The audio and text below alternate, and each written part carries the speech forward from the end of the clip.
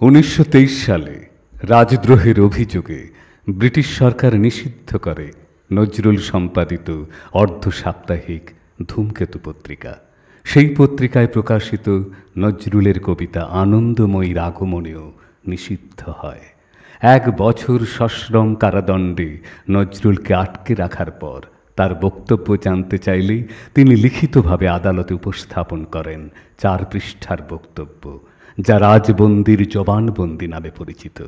1923 সালের 7 জানুয়ারি কলকাতার প্রেসিডেন্সি জেলে বসেই তিনি রচনা করলেন এই বিখ্যাত রাজবন্দির জবানবন্দি। আমার উপর অভিযোগ আমি রাজবিদ্রোহী, তাই আমি রাজ কারাগারে বন্দী এবং রাজদ্বারে অভিযুক্ত। একধারে রাজার মুকুট, আর ধারে ধূমকেতুর শিখা। একজন রাজা, হাতে রাজদণ্ড, আরজন সত্য, হাতে ন্যায় দণ্ড। রাজার পক্ষে রাজার নিযুক্ত রাজ বেতনভোগী রাজ কর্মচারী, আমার পক্ষে সকল রাজার রাজা, সকল বিচারকের বিচারক, আদি অনন্তকাল ধরে সত্য জাগ্রত ভগবান। আমার বিচারক কেহ নিযুক্ত করে নাই। এ মহাবিচারকের দৃষ্টিতে রাজা প্রজা, ধনী নির্ধন, সুখী দুঃখী সকলে সমান। এর সিংহাসনে রাজার মুকুট আর ভিখারির একতারা পাশাপাশি স্থান পায়। এর আইন ন্যায় ধর্ম, সে আইন কোনো বিজেতা মানব, কোনো বিজিত বিশিষ্ট জাতির জন্য তৈরি করে নাই। সে আইন বিশ্ব মানবের সত্য উপলব্ধি হতে সৃষ্ট। সে আইন সর্বজনীন সত্যের, সে আইন সর্বভৌমিক ভগবানের। রাজার পক্ষে পরমাণু পরিমাণ খণ্ড সৃষ্টি, আমার পক্ষে আদি অন্তহীন অখণ্ড স্রষ্টা। রাজার পেছনে ক্ষুদ্র, আমার পেছনে রুদ্র। রাজার পক্ষে যিনি, তার লক্ষ্য স্বার্থ লাভ অর্থ।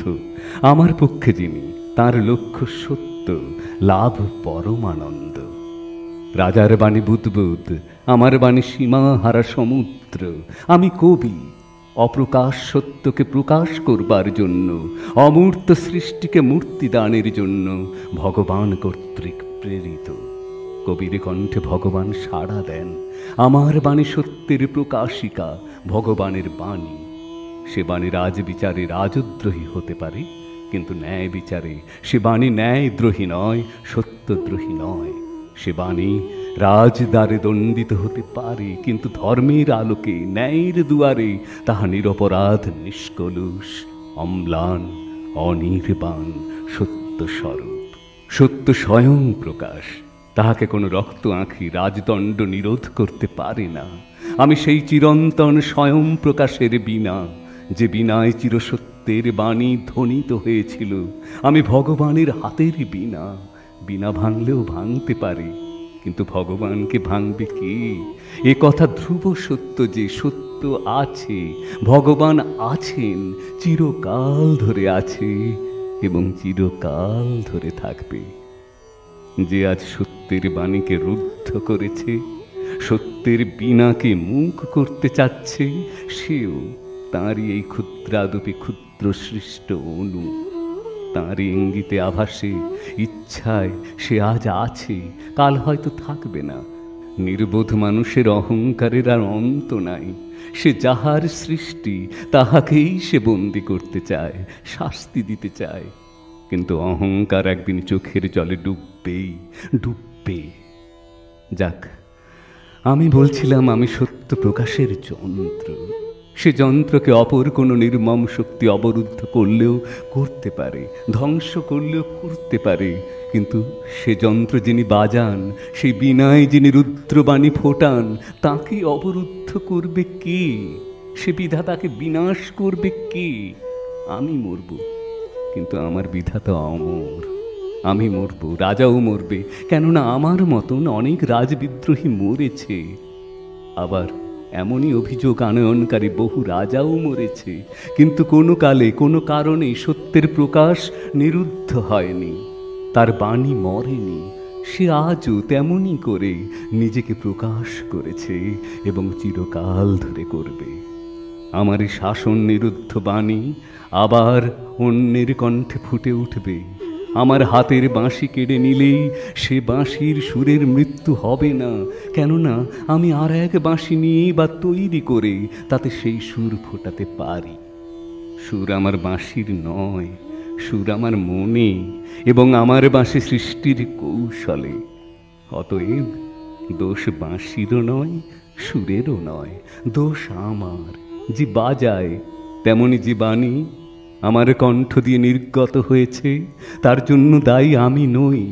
দোষ আমারও নয়, আমার বাণীরও নয়, দোষ তাঁর, যিনি আমার কণ্ঠে তার বাণী বাজান।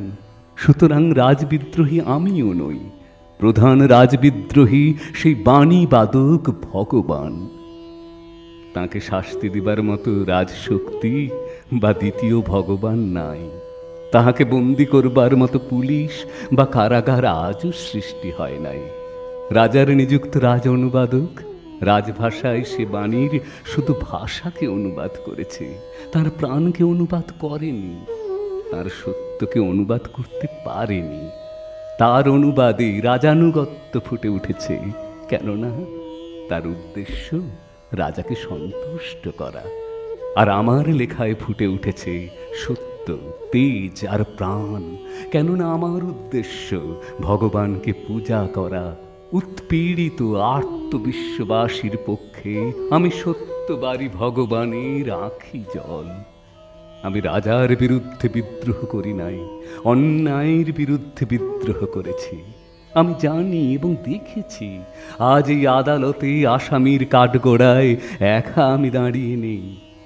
আমার পশ্চাতে স্বয়ং সত্য সুন্দর ভগবানও দাঁড়িয়ে। যুগে যুগে তিনি এমনই নীরবে তাঁর রাজবন্দী সত্য সৈনিকের পশ্চাতে এসে দণ্ডায়মান হন। রাজা নিযুক্ত বিচারক সত্য বিচারক হতে পারে না, এমনই বিচার প্রহসন করে যেদিন খ্রিস্টকে ক্রুশে বিদ্ধ করা হলো, গান্ধীকে কারাগারে নিক্ষেপ করা হলো, সেদিনও ভগবান এমনই নীরবে এসে দাঁড়িয়েছিলেন তাহাদের পশ্চাতে। বিচারক কিন্তু তাকে দেখতে পায়নি। তার আর ভগবানের মধ্যে তখন সম্রাট দাঁড়িয়েছিলেন। সম্রাটের ভয়ে তার বিবেক, তার দৃষ্টি অন্ধ হয়ে গিয়েছিল, নইলে সে তার এই বিচারাসনে ভয়ে বিস্ময়ে থরথর করে কেঁপে উঠত, নীল হয়ে যেত, তার বিচারাসন সমেত সে পুড়ে ছাই হয়ে যেত। বিচারক জানে আমি যা বলেছি, যা লিখেছি তা ভগবানের চোখে অন্যায় নয়, ন্যায়ের এজলাসে মিথ্যা নয়, কিন্তু হয়তো সে শাস্তি দেবে, কেননা সে সত্যের নয়, সে রাজার, সে ন্যায়ের নয়, সে আইনের, সে স্বাধীন নয়, সে রাজভৃত্য। তবু জিজ্ঞাসা করছি, এই যে বিচারাসন, এ কার? রাজার না ধর্মের? এই যে বিচারক, এর বিচারের জবাবদিহি করতে হয় রাজাকে না তার অন্তরের আসনে প্রতিষ্ঠিত বিবেককে, সত্যকে, ভগবানকে?